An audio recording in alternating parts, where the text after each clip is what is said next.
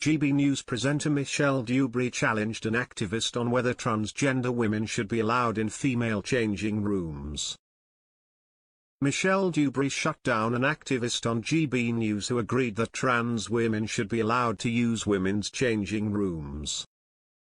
The debate was sparked after a nurse named Sandy Peggy took the Fife Health Board and Dr. Beth Upton, who is transgender, to tribunal. The medic complained to NHS Fife and said Dr. Upton should not be allowed to use the women's changing room at Victoria Hospital in Kirkcaldy. The nurse had left the room on 2 occasions where she encountered Dr. Upton, before the pair exchanged words during a third encounter in December 2023. On GB News, Dewberry was joined by LGBTQ+ activist Peter Tatchell, who believes the two could have come to some sort of compromise. He said, "I think there's no doubt that a trans woman should not expose their genitals in a female changing area or be in close proximity to other women. They should preferably be in a private, locked cubicle, where they can change in privacy and where they, nor anyone else will be offended or hurt. That would be the solution that I would propose."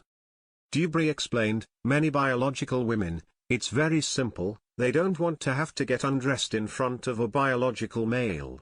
Whether you're negotiating about whether or not you see their genitalia is quite frankly, with respect, a bit weird. They just don't want to be in that intimate environment with a male, which I think is perfectly reasonable." Sharing his own experience with transgender women who he knows personally that use female changing rooms, Tatchell claimed they change in private cubicles and go to extreme lengths to ensure that no genitalia is visible to anyone else in the changing room. "That to me would be a compromise," Tatchell said. The 73-year-old explained he is aware that not everyone would accept that, adding, "But that is how most trans women deport themselves, with extreme sensitivity towards the feelings of women in those changing rooms. They don't do things that would cause those women offense." Tatchell recounted the conversations he's had with his transgender friends, who said they have never experienced an issue using female changing rooms.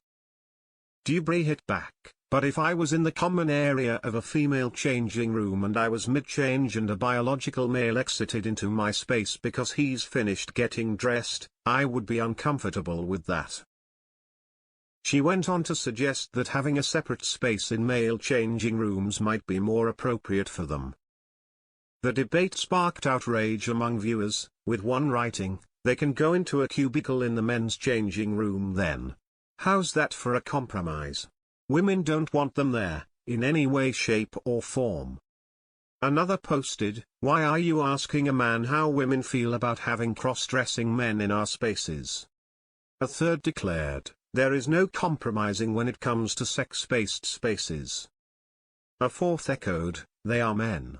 Men can accommodate them. There is no compromise because they require our participation."